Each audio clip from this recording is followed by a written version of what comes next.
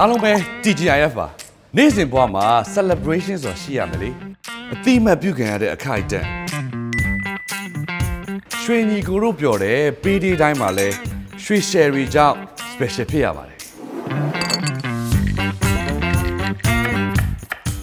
ဝီစကီကောင်းတစ်ခါကိုခံစားရင်စားစရာတွေနဲ့ထိမိနေအောင်တွဲဆက်ဝါသနာလေးလဲလို့ခရီးသွားတဲ့ချိန်တိုင်းမှာလဲရွှေ sherry ကြောင့် special ဖြစ်ရတယ် စိုင်းလူတော့ကတော့တငယ်ချင်းတွေနဲ့ရီမောပျော်ရွှင်ရခြင်းအမတ်တရလက်ဆောင်ပေးခြင်း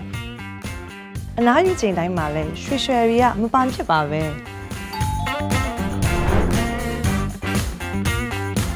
အခိုက်အတန့်ကိုထူးခြားစေမယ် Grand Royal ရွှေ sherry make every moment special